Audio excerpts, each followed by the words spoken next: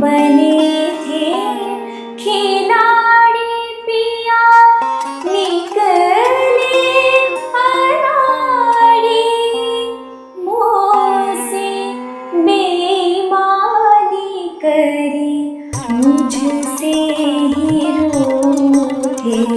Little champs जीतने के बाद में आपको क्या अपॉर्चुनिटी मिली? सबसे पहली अपॉर्चुनिटी जो मिली थी वो क्या मिली? अभी आज के दौर में सब ऐसा नहीं रहा है कि सिर्फ क्लासिकल सुनते हैं लोग या सिर्फ ये सुनते हैं। सब तरफ के गाने सब सुनते हैं, सबको अच्छा लगता है क्योंकि वैरायटी अभी सबको चाहिए कि ये आता है तो ये भी आना चाहिए, ये भी आना चाहिए। तो क्लासिकल सिंगिंग का ऑडियंस का कैसा रिस्पॉन्स रहता है? एक अलग खूबसूरती है, क्लासिकल की एक अलग पहचान है जो कि वो परंपरा है। क्लासिकल मैं ये कहूँगी कि वो परंपरा को हम आगे बढ़ा रहे हैं और उस क्लासिकल शास्त्रीय संगीत में हम कुछ योगदान दे पा रहे हैं। कुछ 1% मैं कहूँगी, 1% भी नहीं, हम बहुत कम हैं अभी भी। तो जितना हम योगदान दे पा रहे हैं, जितना हम शास्त्रीय संगीत की सेवा कर पा रहे हैं, तो मैं कहूँगी कि बहुत बड़ी बात है और उसी में करना है आगे। अब सबसे बड़ी एडवाइस या फिर ये कहो कि सबसे अच्छी एडवाइस किसी के लिए मेंटल हेल्थ के लिए या एज ए म्यूजिक थेरेपी आप किसी को देना चाहें तो आप क्या देना चाहेंगे? फर्स्ट प्लेबैक उसमें उस गाने से हुआ था, मर्द मराठा, और अचानक से मतलब मुझे पता नहीं था कि रहमान सर ने बुलाया है या फिर उनका गाना करना है। मैं बहुत ही मतलब मैं कहूँगी कि हैप्पीली शॉक्ड थी कि रहमान सर के साथ या फिर उनका कंपोज किया हुआ गाना मुझे गाने को मिल रहा है। ये बहुत ही बड़ी बात थी और मेरी उम्र भी उतनी नहीं थी कि मैं उतनी समझ पाऊँ कि ये मेरे लिए कितना बड़ा मौका है। जो आपका सफ़र रहा इंडियन आइडल तक का या फिर आज तक, सबसे डिफ़िकल्ट, सबसे ऐसा कौन सा वक्त था जब आपको लगा कि बस अब मुझे रुक जाना चाहिए या फिर अब मुझसे नहीं हो रहा है? ऐसा कोई वक्त था, ऐसा कोई टाइम आया लाइफ में? कोई भी मतलब जब सुबह हम योगा करते हैं, प्राणायाम करते हैं, तो उसमें भी हम ओंकार करते हैं, प्राणायाम करते हैं। तो उसमें हम जब म्यूज़िक अगर बैकग्राउंड में कहीं चल रहा है, कुछ मंत्र चल रहा है, म्यूज़िक चल रहा है, तो उसका हमारी मेंटल हेल्थ पे बहुत असर होता है। हमारी कंसंट्रेशन लेवल बढ़ती है, फोकसिंग लेवल बढ़ती है। जैसा कि आजकल सोशल मीडिया में भी बहुत देखा जा रहा है कि म्यूज़िक वर्ल्ड में बहुत सारे ऐसे बच्चे सामने आते हैं जो बहुत ज़्यादा टैलेंटेड है लेकिन उनको वो अपॉर्चुनिटी मिल नहीं पाती है। तो कहीं ना कहीं आपको नहीं लगता एक जो फादर सपोर्ट जो आपको मिल रहा है वो बहुत नेसेसरी हो गया है कि बच्चों को वो सपोर्ट मिलना चाहिए ताकि बच्चे अपना रियल टैलेंट दिखा सकें? जी ज़रूर मिलना तो चाहिए ही, बट अगर घर में सपोर्ट नहीं मिल रहा है तो अगर आपकी इच्छा हो, अगर आपको करना है तो आप ज़रूर करिए।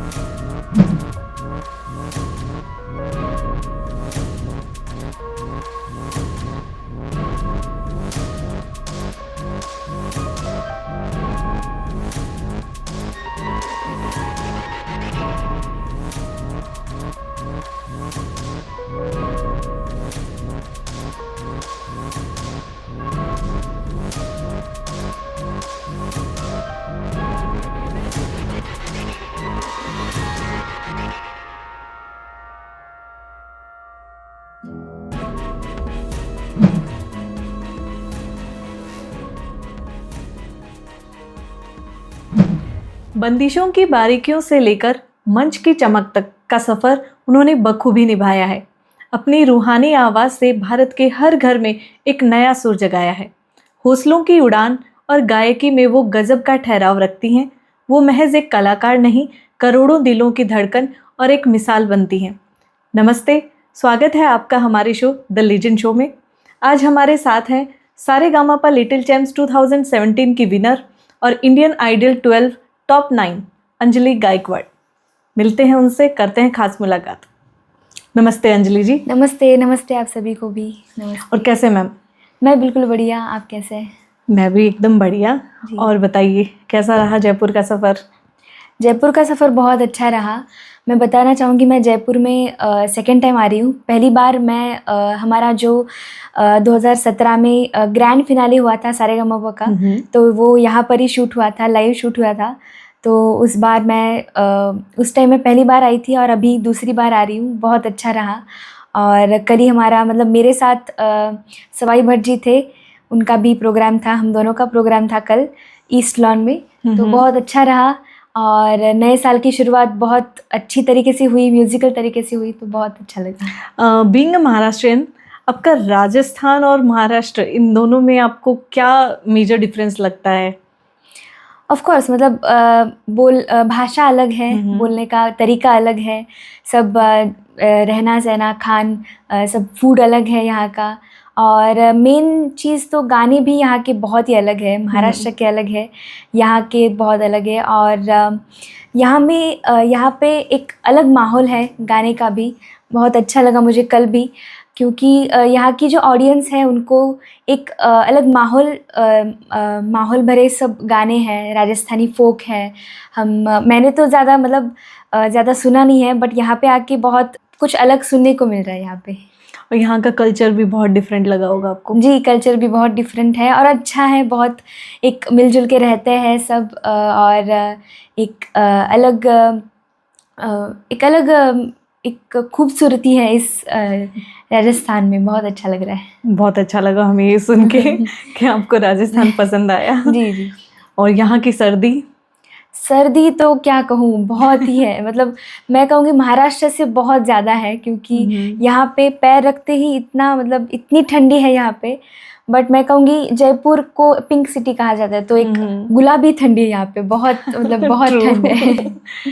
तो अंजलि जी, हम आपके सफ़र के बारे में जानना चाहेंगे। जी। आपने बहुत ही कम उम्र में बहुत ही काफ़ी कुछ अचीव किया है, बहुत स्ट्रगल किया है देखा जाए तो हम आपकी वो स्टोरी जानना चाहेंगे, आपके स्ट्रगल की, कि आपको क्या क्या संघर्ष करने पड़े, क्या क्या आपने फेस की चीज़ें कि आप आज यहाँ पहुँची हैं। तो आपको कैसा महसूस हो रहा है? जी बिल्कुल, मतलब मैं कहूँगी कि बहुत ही कम उम्र में मैंने इतनी सारी चीज़ें अचीव की हैं और अभी और करूँगी आगे। बहुत अभी मेरी उम्र बहुत कम है, बट मैं पहले तो बहुत ही अपने आप को लकी मानती हूँ कि मुझे भगवान ने ये संगीत कला दी है, मुझे चुना है संगीत की सेवा करने के लिए। पहले तो ये बहुत बड़ी बात है मेरे लिए। और मेरा संगीत का सफ़र शुरू हुआ मैं जब 3 साल की थी, तब से मतलब बचपन से ही मैं इस म्यूज़िक में रही हूँ। और मेरे पापा ही मेरे गुरु हैं, इसलिए पापा जब से पापा के घर में ही क्लासेस चलते थे क्लासिकल म्यूज़िक के। पापा मेरे क्लासिकल म्यूज़िक सिखाते हैं और वो खुद भी एक गायक है, परफॉर्मर है। तो बचपन से मतलब मेरी बड़ी बहन भी गाती है, नंदिनी, तो उसका अनुकरण करते करते, वो भी गाती है, तो उसका अनुकरण करते करते मैं भी थोड़ा सा गुनगुनाने लगी स्टार्टिंग में।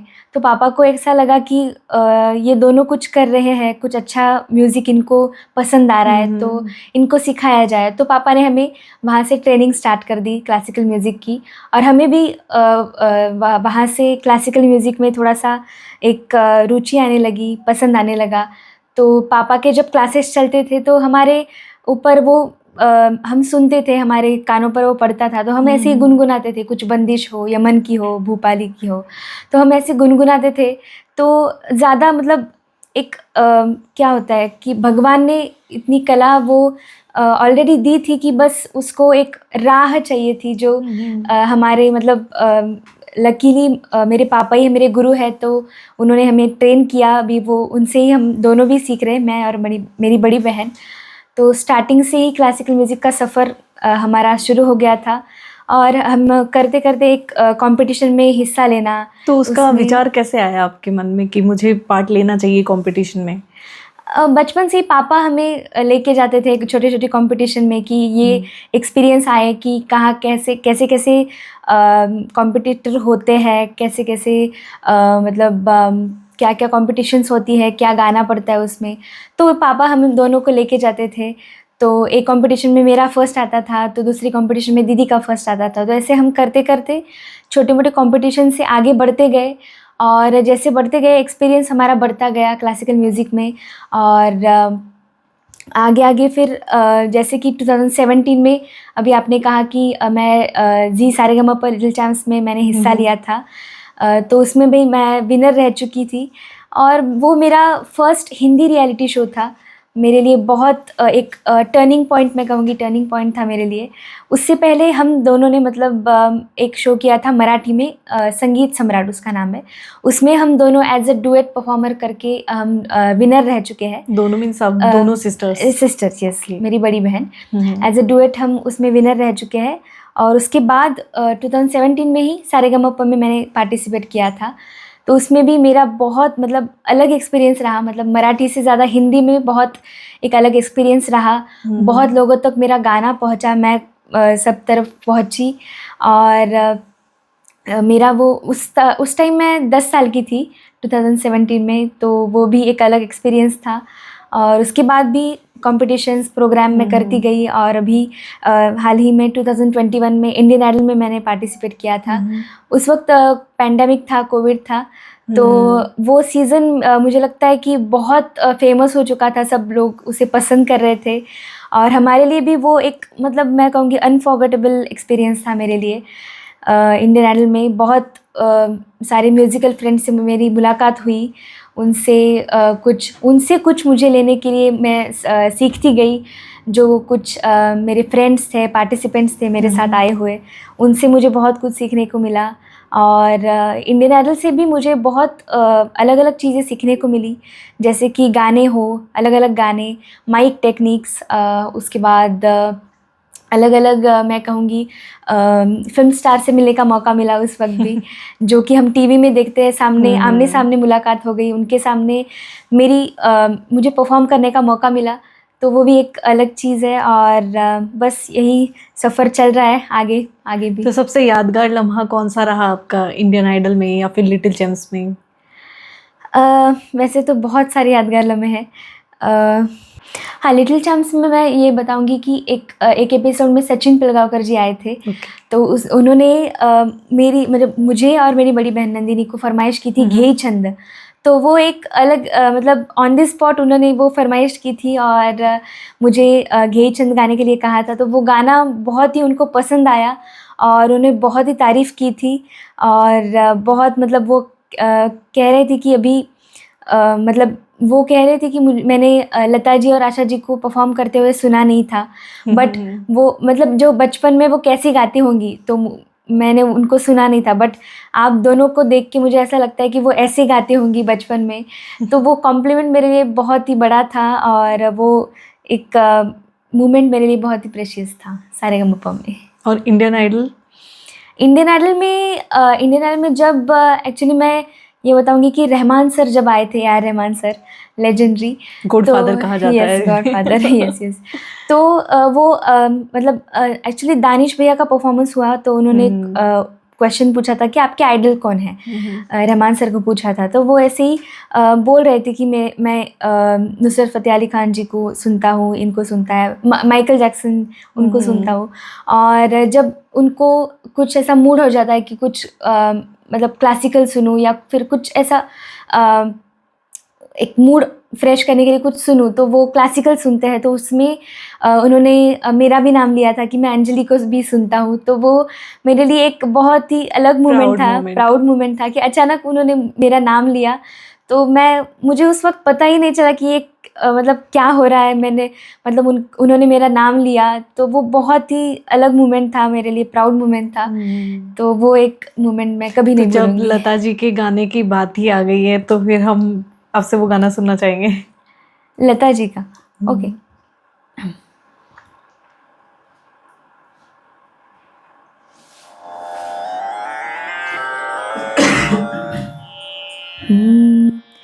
मैंने सारेगामापा में ये गाना गाया था, मन मोहना बड़े झूठे, लता जी का। मेरा ये मतलब स्पेशली बहुत फेवरेट है।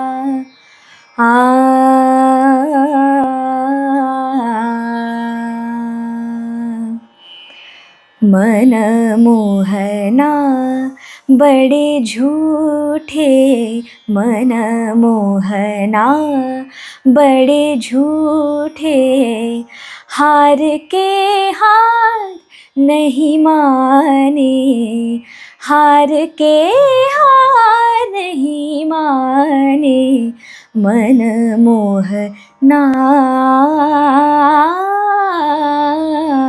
मोहना। बने थे खिलाड़ी पिया,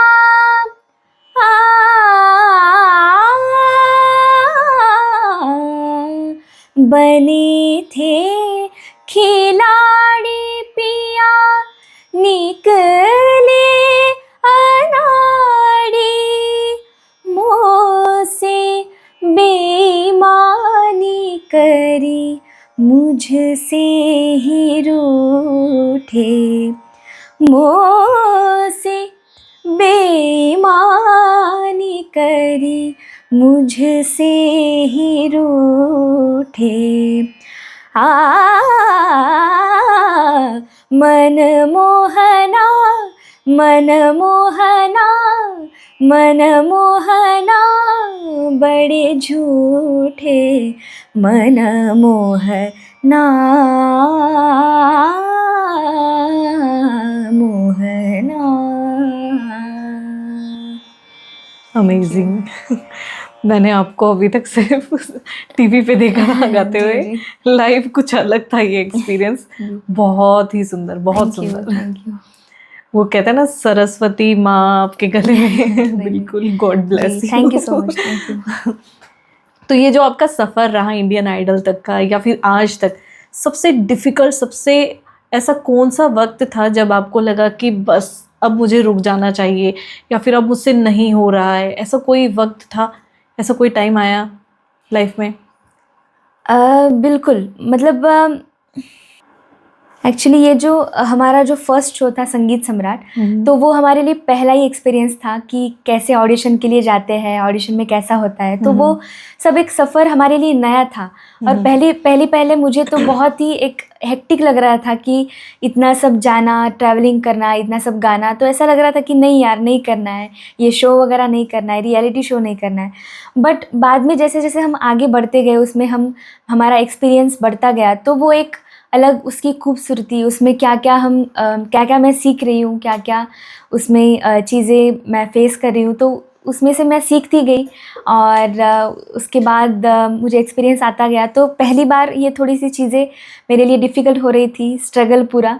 तो आगे आगे मैं थोड़ा सा मतलब फ्री होती गई इसमें से। जैसा कि आजकल सोशल मीडिया में भी बहुत देखा जा रहा है कि म्यूज़िक वर्ल्ड में बहुत सारे ऐसे बच्चे सामने आते हैं जो बहुत ज़्यादा टैलेंटेड है, लेकिन उनको वो अपॉर्चुनिटी मिल नहीं पाती है। तो कहीं ना कहीं आपको नहीं लगता एक जो फादर सपोर्ट जो आपको मिल रहा है, जी। वो बहुत नेसेसरी हो गया है कि बच्चों को वो सपोर्ट मिलना चाहिए ताकि बच्चे अपना रियल टैलेंट दिखा सकें? जी, ज़रूर मिलना तो चाहिए ही। बट अगर घर में सपोर्ट नहीं मिल रहा है तो अगर आपकी इच्छा हो, अगर आपको करना है तो आप ज़रूर करिए। अपने आप वो सपोर्ट मिलता जाएगा आपको। बट आपको घर में से सपोर्ट नहीं मिल रहा है और आप इस वजह से नहीं कर रहे, तो वो आपके ही टैलेंट को आप अंदर दबा रहे। तो आपको अगर सपोर्ट मिल रहा है तो बहुत ही अच्छी बात है। और अगर घर में से ही आपको वो सीख मिल रही है, सीखना मिल रहा है, तो वो तो और भी अच्छी बात है मेरी तरह, क्योंकि मेरे पापा ही मेरे गुरु हैं। बट ऐसा सबको पॉसिबल होना तो नहीं है। बट सपोर्ट मैं कहूँगी कि ज़रूर करना चाहिए अपनी फैमिली से सपोर्ट ज़रूर मिलना चाहिए, क्योंकि वो बहुत बड़ी चीज़ होती है कि सपोर्ट मिलने से और आगे हम बढ़ पाते हैं उसमें, जो भी हमें करना है करियर में, तो ईजी हो सपोर्ट जाता ईजी है। हो जाता है बस। आप बोल रहे हैं कि आपके पापा जो हैं वो आपके गुरु रहे हैं, Yes. तो सिंगिंग में उन्होंने भी बहुत कुछ किया, बहुत कुछ करने की कोशिश की, Yes. फिर उन्होंने अपनी बच्चियों के ऊपर भी Yes. योगदान दिए हैं अपनी जी। कला सिखाने के लिए। तो आपको कुछ ऐसी चीज़ें हैं जो कभी कभी फील होती हैं कि काश ये चीज़ मेरे पापा के साथ में भी हुई होती, कोई ऐसा रिग्रेट या फिर कोई ऐसी चीज़ या फिर विश बोल सकते हैं आप? जी, मैं ये कहूँगी कि मेरे पापा जो है वो एज़ अ परफ़ॉर्मर ज़्यादा आगे नहीं आ पाए, क्योंकि या आगे नहीं आ पाए, या फिर मैं कहूँगी कि उन्होंने हमारे लिए बहुत सैक्रिफ़ाइस किया, इसलिए कि खुद का एज़ अ परफ़ॉर्मर ज़्यादा साइड में रख के वो एज़ अ टीचर अपने आप को ज़्यादा प्रेज़ेंट करते रहे, और अभी भी कर रहे हैं। मतलब हमारे साथ जो और भी स्टूडेंट्स हैं उनको वो सिखा रहे हैं। बस मेरी यही विश है कि वो एज़ अ परफ़ॉर्मर और उनका गाना, उनकी गायकी और लोगों के सामने आए। वो खुद एक बहुत ही बेहतरीन, मैं कहूँगी बहुत ही अच्छे गायक हैं, तो उनका गाना जो हम सीख रहे हैं उनसे, तो और भी स्टूडेंट सीखें और भी लोगों तक उनका गाना पहुँचे, बस यही मैं विश करूँगी। तो आपकी जो अचीवमेंट्स हैं उन्हीं पे मैं पूछना चाहूँगी कि सफलता को, सक्सेस को आप कैसे देखते हैं? मैं मतलब मुझे ये लगता है कि हमें करते रहना चाहिए। मतलब सक्सेस तो मिलता ही रहता है, सक्सेस फेल्योर भी ये तो होता ही रहता है, बट अगर हम करते जा रहे हैं, हम चीज़ें करते जा रहे हैं, अच्छी चीज़ें करते जा रहे हैं, तो बस हमें सपोर्ट है, सब है, तो बस भगवान का आशीर्वाद है, सब करते रहना चाहिए, तो सक्सेस अपने आप मिलती रहती है। तो अभी आपकी पढ़ाई? मैं अभी करंटली मैं BA थर्ड ईयर कर रही हूँ म्यूज़िक में, तो म्यूज़िक में ही अभी मैं पढ़ाई कर रही हूँ। तो आगे का क्या प्लान है? आगे का अभी म्यूज़िक में ही ग्रेजुएशन, और उसके बाद PhD वगैरह उसमें करूँगी, नेट PhD, और बस म्यूज़िक को ही, मतलब म्यूज़िक में ही अपना करियर करना है। तो आपने क्लासिक को ही क्यों चूज़ किया? कोई मतलब कोई तो ऐसा रीज़न होगा जिसकी वजह से आपका ज़्यादा रुझान जो था वो क्लासिक की तरफ ही है। जी, क्लासिकल एक्चुअली शुरुआत से ही वो कानों पे पड़ता गया है, और ये तो पहली बात है। और उसके आगे जो हमें पापा ने सिखाया, और खुद हमें उसमें एक क्या बोलते हैं, हमें वो पसंद आने लगा। और क्लासिकल जो है वो एक बेस है, मतलब वो जो अगर पक्का नहीं होगा तो हम आगे नहीं बढ़ पाएंगे। अगर क्लासिकल में जो एक अलग खूबसूरती है, क्लासिकल की एक अलग पहचान है, जो कि वो परंपरा है क्लासिकल, मैं ये कहूँगी कि वो परंपरा को हम आगे बढ़ा रहे हैं, और उस क्लासिकल शास्त्रीय संगीत में हम कुछ योगदान दे पा रहे हैं, कुछ 1% मैं कहूँगी, 1% भी नहीं, हम बहुत कम हैं अभी भी। तो जितना हम योगदान दे पा रहे हैं, जितना हम शास्त्रीय संगीत की सेवा कर पा रहे हैं, तो मैं कहूँगी कि बहुत बड़ी बात है, और उसी में करना है आगे बस। बीइंग ए क्लासिकल सिंगर, आपको क्या लगता है कि आज की जो यूथ है या आज की जनरेशन है वो कितना क्लासिकल में इंटरेस्ट शो करती है, जहाँ पे रैप भी चलता है, जहाँ पे बाकी और चीज़ें हिप हॉप वगैरह सब चलते हैं, तो वहाँ पे क्लासिकल को अपनी एक जगह बनाना कितना डिफ़िकल्ट है या कितना इजी है? नहीं, डिफ़िकल्ट है, क्योंकि इजी तो नहीं है, क्योंकि मेरे लिए भी अभी बहुत डिफ़िकल्ट है, क्योंकि अभी आज के दौर में सब ऐसा नहीं रहा है कि सिर्फ क्लासिकल सुनते हैं लोग, या सिर्फ ये सुनते हैं। अब सब तरफ के गाने सब सुनते हैं, सबको अच्छा लगता है, क्योंकि वैरायटी अभी सबको चाहिए कि ये आता है तो ये भी आना चाहिए, ये भी आना चाहिए। तो बस ये मेरी यही कोशिश रहती है कि क्लासिकल बेस मेरा पक्का कैसा रखूं, और मैं बाकी लोगों को भी यही कहना चाहूँगी कि जो क्लासिकल म्यूज़िक सुनते हैं या फिर सीखते हैं, तो वो क्लासिकल म्यूज़िक को बढ़ावा दे, उसमें कुछ करने की तैयारी रखे, और जो भी अपने गुरुओं से सीख रहे हैं तो वो शिक्षा चालू रखे। क्लासिकल को कभी छोड़ना नहीं चाहिए, बस यही नींव है ये क्लासिकल म्यूज़िक, तो वहाँ से ही आगे रास्ते खुलते हैं। तो यस, क्लासिकल बेस पक्का होना चाहिए। तो आप परफॉर्मेंस करते हैं, आप अलग अलग जगह पे जाके आपके शो करते हैं, तो वहाँ पे क्लासिकल सिंगिंग का ऑडियंस का कैसा रिस्पॉन्स रहता है? क्लासिकल सिंगिंग के मतलब क्लासिकल म्यूज़िक के जहाँ पर कॉन्सर्ट्स होते हैं तो वहाँ पे बहुत ही अच्छा रिस्पॉन्स होता है, और जहाँ पे ऑडियंस अच्छा हो, ऑडियंस सुनने वाले हो, तो वहाँ पे परफॉर्म करने में बहुत अच्छा लगता है कि सामने अगर थोड़ी बहुत भी ऑडियंस हो, अगर वो सुनने वाले हो तो बहुत अच्छा लगता है कि हाँ, ये सुनने वाले हैं, उनको पहचान है कि हम क्या गा रहे हैं, क्या परफॉर्म कर रहे हैं। तो उनके सामने हम जो परफॉर्म कर रहे हैं तो हमें भी एक अलग आनंद मिलता है।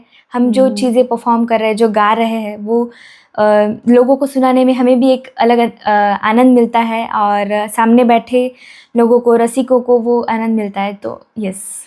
लिटिल चैम्प्स जीतने के बाद में आपको क्या अपॉर्चुनिटी मिली? सबसे पहली अपॉर्चुनिटी जो मिली थी वो क्या मिली? लिटिल चैम्प्स जीतने के बाद एक लव ऑल करके एक फिल्म थी, उसमें साहस दो ये सॉन्ग मैंने playback as a playback singing मैंने उसमें किया था जब मैं 11 साल की थी, सॉरी। तो तब मैंने ये मुझे ब्रेक मिला था। और लिटिल चैम्प्स के पहले भी मैं कहूँगी कि संगीत सम्राट के बाद, मतलब हमने जो मराठी शो किया था उसके बाद मुझे एक अपॉर्चुनिटी मिली थी कि रहमान सर के साथ मतलब उन्होंने कंपोज किया हुआ गाना मुझे गाने को मिला था, और फर्स्ट प्लेबैक उसमें उस गाने से हुआ था, मर्द मराठा। तो वो मेरा पहला गाना था। जब मैं 11 साल की थी तब रहमान सर के मैनेजर से मुझे फ़ोन आया था कि आपको आना है और इस गाने को, मतलब इस गाने के लिए आना है। तो मैं पापा के साथ आई थी, और अचानक से, मतलब मुझे पता नहीं था कि रहमान सर ने बुलाया है या फिर उनका गाना करना है। मैं बहुत ही, मतलब मैं कहूँगी कि हैप्पीली शॉक्ड थी कि रहमान सर के साथ या फिर उनका कंपोज़ किया हुआ गाना मुझे गाने को मिल रहा है, ये बहुत ही बड़ी बात थी। और मेरी उम्र भी उतनी नहीं थी कि मैं उतनी समझ पाऊँ कि ये मेरे लिए कितना बड़ा मौका है। बट अभी भी वो पल, वो मोमेंट मैं अभी भी भूल नहीं सकती, क्योंकि मेरे लिए वो एक टर्निंग पॉइंट था, मेरे लिए मेमोरेबल मोमेंट था वो। तो आपके म्यूज़िक जगत में बोलो या फिर आपकी पूरी लाइफ जर्नी में बोलो, आपके आइडियल कौन रहे हैं? मैं अभी कहाँ, वैसे क्लासिकल म्यूज़िक ज़्यादा सुनती हूँ, तो आइडल मेरे पहले तो आइडल तो बहुत ही है, मतलब सबको मैं सुनती हूँ। तो मैं ग्वालियर घराने से बिलोंग करती हूँ। मेरे पापा जो है, तो उनके गुरु जो है पंडित शांताराम चिगरी, तो उनसे वो सीखे हैं। तो उसमें मैं ज़्यादातर उल्लास कशाळकर जी को सुनती हूँ, पंडित वेंकटेश कुमार इनको सुनती हूँ, मालिनी राजुरकर उनको सुनती हूँ। जो ये क्लासिकल जगत में जो महान कलाकार हो चुके हैं उनको मैं ज़्यादा सुनती हूँ। जो उसमें उस्ताद आमिर खान साहब है, उनको सुनती हूँ। तो यस। ये आपका लिटिल चैम्प्स और इंडियन आइडल का जो सफ़र रहा, उसके बाद में आपको नहीं लगता कि कहीं ना कहीं वो एक जो नाम है या जो पहचान है आपने जो इतनी मेहनत से कमाई, वो धुंधली पड़ती चली गई? जी, मैं ये कहूँगी, क्योंकि धुंधली पड़ती चली गई या फिर उसको टिकाना बहुत मुश्किल चीज़ है। जो हम का फेम कमाते हैं, जो इन शोज़ में से हम इज़्ज़त कमाते हैं, फेम कमाते हैं, मैं ये कहूँगी, तो उसको टिकाना बहुत मुश्किल है। उस पर टिकना, उस पर अड़े रहना, उसको आगे लेके जाना बहुत मुश्किल चीज़ है। वही मैं सीख रही हूँ, वही मैं कर रही हूँ। तो आपको क्या लगता है कि किस चीज़ में कहाँ क्या कमी रह गई थी? ये बेसिकली सिर्फ आपके साथ में नहीं, ये सभी के साथ में ऑलमोस्ट देखा जाता है। जैसे जो विनर्स हैं उनका नाम धीरे धीरे छुपता चला जाता है। तो आई डोंट थिंक कि सिर्फ एक या दो मौकों के अलावा उनको कुछ और ऐसा कुछ मिलता भी होगा। जी। नहीं, ये तो हमसे भी बहुत कुछ चीज़ें हम कर सकते हैं। और मैं ये कहूँगी कि बाकी जो म्यूज़िक में काम कर रहे हैं, म्यूज़िक इंडस्ट्री में काम कर रहे हैं, तो उनको भी ऐसे टैलेंट्स को परखना चाहिए कि क्या-क्या हमारे आसपास टैलेंट्स हैं, तो उनको मौका देना चाहिए। और जो हमसे हो रहा है, हम अभी प्लेटफॉर्म बहुत है, यूट्यूब है, इंस्टा है, फेसबुक है, तो उस पे हम ज़्यादातर हमारा टैलेंट कैसे दिखा सकते हैं उसके तो आपको लगता है इसमें भी नेपोटिज्म चलता है? थोड़ा बहुत तो चलता ही है। अभी क्या करें, अभी सब तरफ हमें अगर पहुंचना है तो हमें भी कुछ करना पड़ेगा, हमें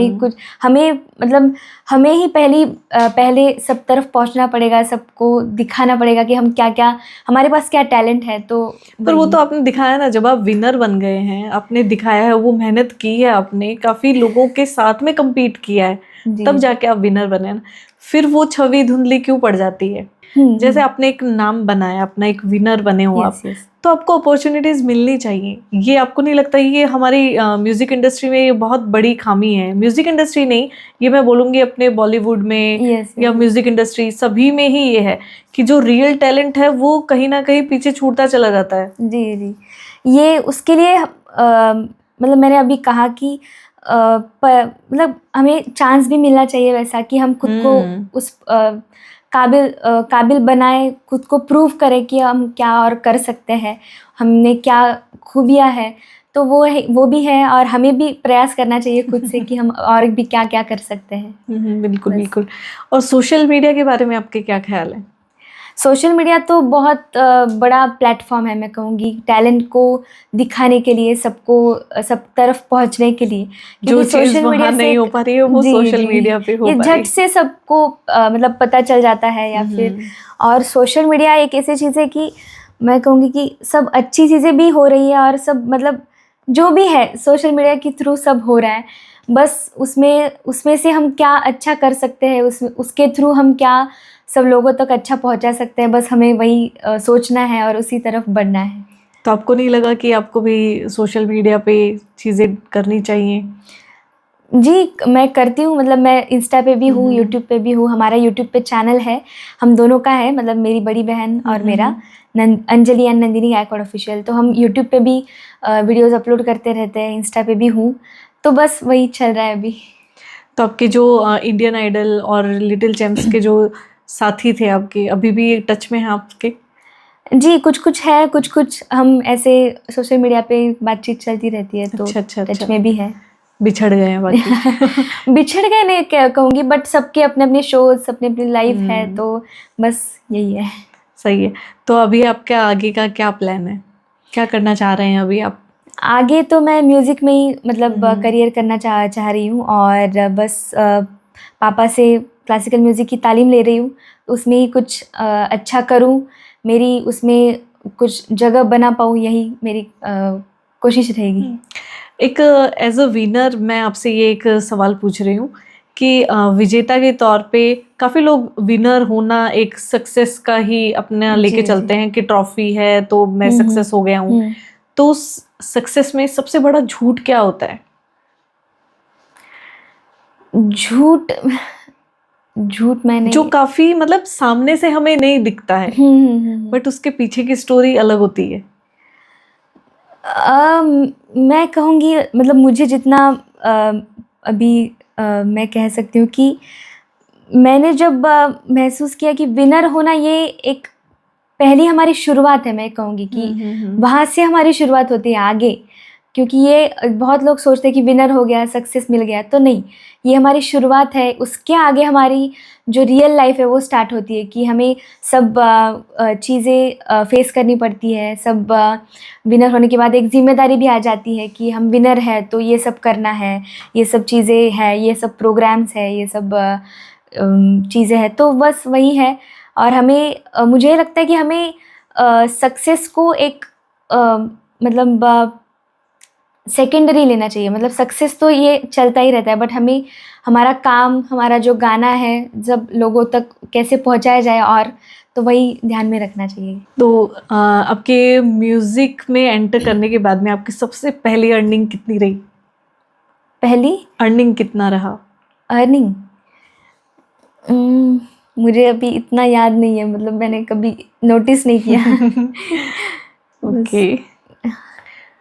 तो आपने उसका किया क्या जब पहली बार आप अपने हाथ में लेके आए? क्योंकि जहाँ तक मैं समझ पा रही हूँ, पेरेंट्स के लिए बहुत प्राउड मोमेंट होता है कि हमारी बच्ची ने ये चीज़ अर्न की है। जी। तो उसका क्या किया? मतलब मम्मी के लिए शॉपिंग की, पापा के लिए शॉपिंग किया? शॉपिंग किया, मतलब जी शॉपिंग किया, मैं ये कह सकती हूँ, शॉपिंग किया, बहुत सारे कपड़े लिए, फिर घूमे यहाँ वहाँ सब वही वही कहूँगी। ओके। तो अब सबसे बड़ी एडवाइस या फिर ये कहो कि सबसे अच्छी एडवाइस किसी के लिए मेंटल हेल्थ के लिए या एज ए म्यूजिक थेरेपी आप किसी को देना चाहें तो आप क्या देना चाहेंगे? पहले तो मैं बहुत छोटी हूँ एडवाइस देने के लिए, बट मेरे एक्सपीरियंस से मुझे जितना एक्सपीरियंस मिला है मिल रहा है, उससे मैं यही कहूँगी कि जो म्यूज़िक सुनते हैं, जिनको म्यूज़िक पसंद है, तो और स्पेशली जिनको म्यूज़िक सीखना है, तो वो ज़रूर क्लासिकल म्यूज़िक से अपना म्यूज़िक स्टार्ट करें सीखने के लिए। अगर आप छोटी भी हो, बड़ी भी हो, आपको लग रहा है कि हाँ, अब मैं कैसे स्टार्ट करूँ म्यूज़िक, अब बहुत मैं मतलब ये कर चुका हूँ, ये कर चुकी हूँ, तो ये सब बहुत हम देखने को मिलता है। तो बट म्यूज़िक एक ऐसी चीज़ है कि वो लाइफ टाइम हम सीख सकते हैं, सीखना मतलब चलता ही रहता है। तो आप म्यूज़िक ज़रूर सीखिए जिनको म्यूज़िक सीखना है, और जो म्यूज़िक सुनने को मतलब जिनको म्यूज़िक सुनना पसंद है, तो वो ज़रूर सुनिए। उनका मतलब जो फेवरेट है, क्लासिकल है, सब सुनिए, और ऐसे ही म्यूज़िक को बढ़ावा दे और अच्छा म्यूज़िक सुने, बस यही बोलूँगी। काफ़ी बार क्या होता है ना कि हमारे समाज में ना ऐसे काफ़ी फेक पीपल हैं अराउंड, बहुत स्कैम्स चल रहे हैं, बहुत सारी चीज़ें चल रही हैं। तो जब आपके पास में आते हैं ऑफर्स, तो आप कैसे उस चीज़ को जज कर पाते हो कि ये मेरे लिए सही है या नहीं, मुझे वहाँ पे जाना चाहिए, परफॉर्म करना चाहिए या नहीं, वो कैसे जज कर पाते हैं आप? ऑफ कोर्स मतलब मैं उनका कहना क्या है, उनकी रिक्वायरमेंट्स क्या है, उनको कैसा चाहिए, क्या प्रोग्राम है, क्या उनके करिकुलम्स है, तो वो सब ध्यान में रखते हुए, उनसे कांटेक्ट करते हुए, सब चीज़ें ध्यान में रखते हुए सब आगे। तो वो आप ही डील करते हैं या आपके पापा डील करते हैं? पापा ज़्यादातर डील करते हैं, पापा करते हैं, और फिर हमारे जो मैनेजर्स हैं वो डील करते हैं इन सब चीज़ों में। कभी कोई ऐसा मोमेंट आया या ऐसा कोई इंसान आया जिस पे आपको बहुत डाउट हुआ हो कि नहीं, ये मेरे लिए सही नहीं है? इंसान तो मैं नहीं कहूँगी कि, पर एक्चुअली सोशल मीडिया पे मेरा कुछ साल पहले अकाउंट हैक हुआ था तो मुझे डाउट आया था कि कुछ चीज़ हो रही है, कुछ मेरे साथ हो रहा है, बट उस वक्त मेरे साथ या फिर मुझे पता नहीं चला कि मेरा अकाउंट हैक हुआ है या फिर हैक होने वाला है। बस वो चीज़ मुझे मतलब बहुत डाउटफुल लगी थी, और वो हुआ था, मेरे साथ हैक हुआ था। बट लकीली उसके 4-5 महीनों बाद मेरा अकाउंट वापस आ गया, तो अभी है मतलब। तो वो चीज़ मेरे अभी भी दिमाग में रहती है कि उसके बाद से मैंने बहुत ही संभल कर, बहुत ही केयरफुली सब चीज़ें हैंडल की है, और अभी भी तो कहाँ मिस्टेक हुई, ये हम हमारी ऑडियंस को ज़रूर बताना चाहेंगे ये चीज़ कि कौन सी ऐसी मिस्टेक ना करें अपने अकाउंट के साथ में। जी, अभी लकीली स्कैम्स जो होते हैं, तो उसका मैसेज या फिर उसका मतलब मतलब हमें आज आ जाता है कि ये स्कैम है, आप नहीं करना चाहिए। बट जो हमें मैसेजेस आते हैं कि आपके साथ हमें कुछ एड्स करनी है या कोलैब करना है, तो वो आप पहले ध्यान में दे, आप नंबर अपना उसमें शेयर ना करें, अपना ईमेल आईडी शेयर ना करें। तो आप अगर आप शेयर कर रहे हो तो OTP आ जाता है, तो OTP शेयर कर रहे हो तो सब खत्म ही है फिर। तो ये गलती ना करे। मेरे साथ भी वही चीज़ हुई थी कि ऐड के लिए मुझे कोलैब का मतलब रिक्वेस्ट आई थी। तो उस वक्त मुझे मतलब मैंने इतना ध्यान नहीं दिया था, मेरे साथ वो चीज़ें होती गई तो हैक हो गया। बट आप सब जो लोग सुन रहे हैं, ये देख रहे हैं, तो आप ऐसी गलती प्लीज़ दोबारा ऐसी गलती मत कीजिए। मेरे साथ जो हुआ, तो सब केयरफुली सब चीज़ें मैनेज कीजिए बस।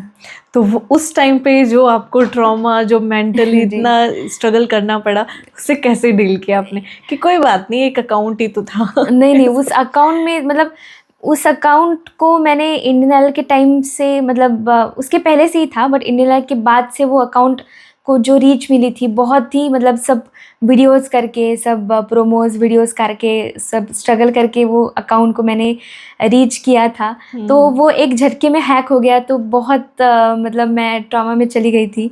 बट मेरे कुछ फ्रेंड्स हैं जिन्होंने मुझे हेल्प की इस अकाउंट को मतलब फिर से रिकवर करने के लिए। तो बस सपोर्ट मिलना चाहिए बस अच्छे लोगों का। सही है।